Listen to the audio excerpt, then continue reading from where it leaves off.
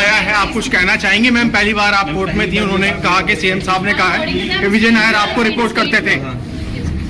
Ma'am आपका नाम आया है, आप कुछ कहना चाहेंगे? मैम पहली बार आप कोर्ट में थी, उन्होंने कहा कि सीएम साहब ने कहा है कि विजय नायर आपको रिपोर्ट करते थे।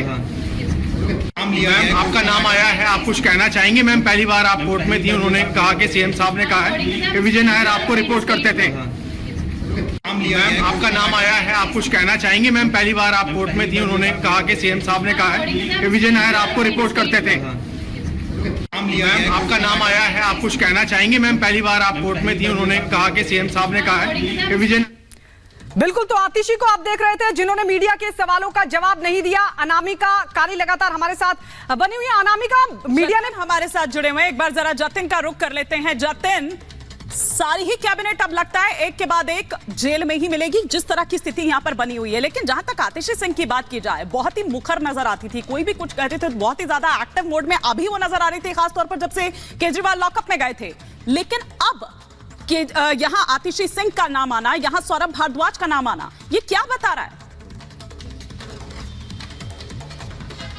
बिल्कुल, ये बिल्कुल बता रहा है कि आम आदमी पार्टी की मुश्किलें थमने का नाम नहीं ले रही हैं, क्योंकि आतिशी सौरभ भारद्वाज जब कोर्ट से बाहर निकले, उनके बॉडी लैंग्वेज से ही आप अंदाजा लगा सकते हैं कि उनके मन में क्या चल रहा होगा। और साफ तौर पर ईडी इन्वेस्टिगेशन कागजों पर भी ये डिस्क्लोज करती है कि अरविंद केजरीवाल से जब पूछताछ की गई, विजय नायर के बारे में सवाल जवाब किए गए, तो अरविंद केजरीवाल ने दो टूक बात उनके सामने रखी कि सौरभ भारद्वाज के संपर्क में थे विजय नायर। और विजय नायर इस केस में इस लिहाज से भी बहुत महत्वपूर्ण शख्स है, क्योंकि वो सरकारी बंगले में रहकर एक्साइज पॉलिसी को मीडिएट करने का काम करते थे। साउथ लॉबी को दिल्ली में लाना, किस तरीके से अरविंद केजरीवाल से अप्रोच कराना है, वो सारा काम विजय नायर किया करते थे। समीर महेंद्रू की बातचीत अरविंद केजरीवाल से फेस टाइम ऐप के जरिए वो विजय नायर ने कराई थी। तो आप इस लिहाज से समझिए कि विजय नायर कितना महत्वपूर्ण आदमी है। अगर उसके स्टेटमेंट और अरविंद केजरीवाल जब ये बोल देते हैं कि विजय नायर अरविंद केजरीवाल के डायरेक्ट संपर्क में नहीं था, बल्कि सौरभ भारद्वाज और आतिशी को उस समय रिपोर्ट करता था, उनसे वो बातचीत करता था।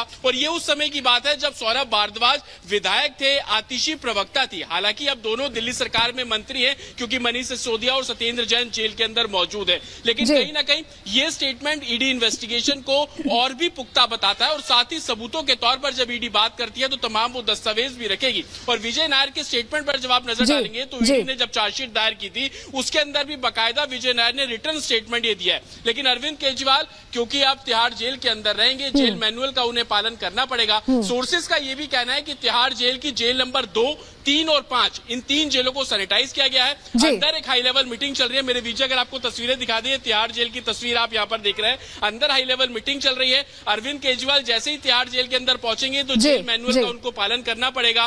बाकायदा एक मेडिकल टेस्ट अंदर कंडक्ट किया जाएगा और उसके बाद आगे की जो प्रोसीजर है वो शुरू कर दी जाएगी। हालांकि बिल्कुल जतिन, आप बता रहे हैं कि तैयारी वहां पूरी हो गई है, बैठक चल रही है और 2, 3 और 5 जेल नंबर जो है उसे सैनिटाइज कराया गया है, क्योंकि अरविंद केजरीवाल को वहीं रखा जा सकता है। अनामिका भी लगातार हमारे साथ जुड़ी हुई है। अनामिका, जिस बात का जिक्र जतिन भी कर रहे हैं कि आतिशी सिंह का नाम सामने आ जाना, सौरभ भारद्वाज के नाम का जिक्र आ जाना, ऐसे ही जिक्र उस समय संजय सिंह के नाम का आया था, अरविंद केजरीवाल के नाम का आया था, फिर क्या हुआ ये हमने देखा है। तो क्या उसी राह पर पूरी आम आदमी पार्टी की जो लीडरशिप है अभी जो बाहर है, कैलाश गहलोत का भी जिक्र कर लेते हैं, तो क्या उसी राह पर जाती दिख रही है?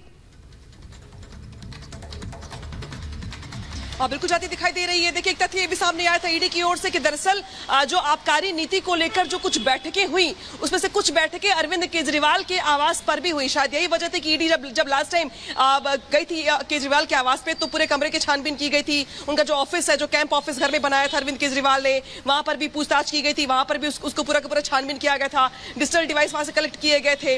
लिहाजा ये तथ्य सामने आया था ईडी की ओर से कि बहुत सारे मीटिंग्स केजरीवाल के आवास पर भी हुई थी। और जो मीटिंग्स होती है मुख्यमंत्री की, उसमें तमाम मंत्री शामिल भी होते हैं। लिहाजा आतिशी और सौरभ भारद्वाज उस मीटिंग में रहे होंगे तो जांच के घेरे में आना उनका लाजमी है। इसी के साथ साथ एक दरअसल जो तथ्य निकल के सामने आ रहा है कि जो विजय नायर जो महत्वपूर्ण कड़ी इस पूरे के पूरे केस में, वो रिपोर्ट करता था आतिशी और सौरभ भारद्वाज को, तो ये रिपोर्टिंग कैसी होती थी और क्या छन के जाती थी बातें अरविंद केजरीवाल तक। ये बहुत सारी बातें ऐसी हैं, जब ईडी पूछताछ का दायरा बढ़ाएगी तो अगला नंबर आतिशी का भी आएगा, सौरभ भारद्वाज का भी आएगा, यानी कि दोनों की मुश्किलें बढ़नी यहाँ पर लगभग तय मानी जा रही है। और शायद यही वजह कि आज आतिशी ने सवाल पर चुप्पी साध ली, क्योंकि अब वो भी इस बात को लेकर मंथन कर रही होंगी कि जो जांच का दायरा किस तरीके से उनको घेरता दिखाई दे रहा है, और जो सवाल किए जा रहे हैं विजय नायर की भूमिका को लेकर, अब इस भूमिका को लेकर सवाल उनसे भी पूछे जाएंगे कि वो कब मिली विजय नायर से, कब मुलाकातें हुई, विजय नायर किन किन चीजों को लेकर बातचीत करते थे उनसे, आबकारी नीति को लेकर की भी कोई बातचीत हुई थी क्या, कब हुई थी, कैसे हुई थी जी, और किस जगह पर हुई थी।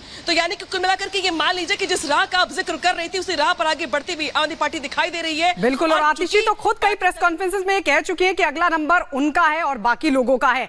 अब हमारे साथ जतिन भी लगातार बने हुए, लेकिन एक बार अनामिका मैं आप ही से समझना चाहूंगी, हम अक्सर ये देखते रहे हैं कि जब भी कोर्ट में हियरिंग हुई है, अरविंद केजरीवाल वहां पहुंचे या कोई और जो एक्शन ईडी की तरफ से लिया जाता है, तो अक्सर आम आदमी पार्टी आती है, थोड़ी देर बाद प्रेस कॉन्फ्रेंस करती है, कोई बड़ा स्टेटमेंट जारी होता है। ऐसी कोई जानकारी मिले, क्योंकि मुझे ऐसा लग रहा है कि अभी तक ऐसा कोई स्टेटमेंट जारी आम आदमी पार्टी की तरफ से नहीं हुई है कि प्रेस कॉन्फ्रेंस होगी। ये सन्नाटा क्या बता रहा है?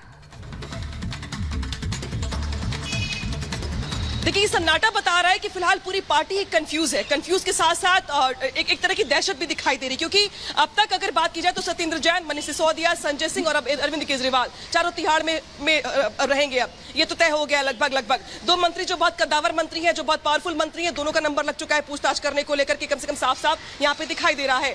ऐसे में अब पार्टी में जिस तरीके से स्ट्रेटेजी बनाई जाए सरकार चलाने को लेकर, सरकार बचाने को लेकर, आगामी चुनाव को लेकर, और अब ईडी की पूछताछ में अगला नंबर किसका होगा इसको लेकर, ये बहुत सारी बातें ऐसी हैं जिसको लेकर के पार्टी की लेकिन अब स्ट्रेटेजी होगी क्या, क्योंकि अब सरकार चलेगी कैसे? एक एक कर तो गिने, जो भी मंत्री हैं एक एक कर तो वो भीतर जा रहे हैं, अंदर जा रहे हैं। खुद मुख्यमंत्री जब अंदर हो, डिप्टी सीएम जब अंदर हो, तो फिर आखिर किस तरह से अब दिल्ली चलेगी? संकट विकट है। इस सवाल को लेकर मैं जाऊंगी जतिन के पास, लेकिन पहले सुन लेते हैं कि मनजिंदर सिंह सिरसा क्या कुछ कह रहे हैं।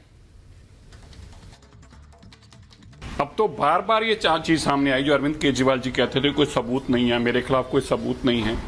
इतने पुख्ता सबूत हैं, ईडी की कस्टडी खत्म होने के बाद भी आपको कोई छोड़ नहीं रहा, आपको 14 दिन के लिए जेल भेजा जा रहा है। अरविंद केजरीवाल जी, आप अपने मोबाइल के पासवर्ड तक नहीं आपने दिए अब तक। अगर आपका छुपाने को कुछ नहीं था तो आपको देने चाहिए थे, और आप ईडी को नहीं देने चाहते थे, कोर्ट में खोल के सबके सामने दिखा देते। जिस जज के सामने आप चिल्ला के कह रहे थे मैं बोला, उसी जज साहब के सामने पासपोर्ट दे देते कि देखिए ये पासवर्ड देखिए, मैं सारा फोन खोल के दिखा रहा हूं, ये देख लीजिए। पर आपके पास छुपाने को बहुत कुछ है। करोड़ों रुपया जो आपने इकट्ठा किया है शराब घोटाले में, उसके सारे सबूत फोनों में है जो आप फोन नहीं देना चाहते, लेकिन ये हिसाब होगा, आप बच नहीं पाएंगे। तो मनजिंदर सिंह सिरसा को आप यहां पर सुन रहे थे, लेकिन जतिन अब आगे का प्रोसेस हम किस तरह से देखें? क्योंकि पूरी तो अब एक के बाद आप देखिए कि सरकार जो है वो अंदर ही है। वो कह रहे हैं कि जेल से सरकार चलेगी, चलाई जाएगी, इस्तीफा देने को अब भी तैयार नहीं है, लेकिन ये व्यवहारिक नहीं है। क्या अब एलजी का रोल अब सामने यहां पर आ जाता है? देखिए, एलजी से ऑलरेडी बीजेपी जाकर शिकायत कर चुकी है। अब एलजी को यहां पर कुछ रिपोर्ट देनी होगी आगे केंद्र सरकार को कि भैया इस तरह से तो नहीं चल सकती है ना सरकार। आज बिल्कुल, अब एलजी का रोल इस लिहाज से भी महत्वपूर्ण है क्योंकि तिहाड़ जेल से कोई भी सरकार नहीं चल सकती। मेरे पीछे आप जो तिहाड़ जेल की दीवारें देख रहे हैं, इसके अंदर के अलग कानून है। इससे दीवार से जब इस समय हम सड़क पे आ जाते हैं तो हम इंडियन पीनल कोड इन तमाम चीजों को मानते हैं, लेकिन तिहाड़ जेल के अंदर का मैनुअल अलग है। वहां पर तिहाड़ जेल की जो रूल्स एंड रेगुलेशन है उसको आपको फॉलो करना पड़ेगा, जो रूटीन होगा वो उसको आपको फॉलो करना पड़ेगा। और साफ तौर पर एलजी ने इस बात के निर्देश और संकेत पहले ही दे दिए थे कि किसी भी तरीके से जेल से, या यूं कहे कि तिहाड़ जेल से सरकार को नहीं चलाया जा सकता। इसमें दो लोगों की अब महत्वपूर्ण भूमिका है, एक दिल्ली के उपराज्यपाल की और दूसरी कोर्ट की। अगर दिल्ली सरकार चाहे तो कोर्ट का रुख कर सकती है, कोर्ट में वो अपनी दलीलें रख सकती हैं कि वो तिहाड़ जेल से जो अपनी जो सरकार है वो यहां पर चला सकते हैं। अगर कोर्ट परमिशन देगा तो तिहाड़। भारतीय जनता पार्टी ने अपना घिनौना चेहरा, अपना लोकतंत्र विरोधी चेहरा सामने लाते हुए दिल्ली के विधायकों को फिर से तोड़ने की नाकाम कोशिश करी है। विधायकों को अलग अलग जगहों पर अप्रोच करके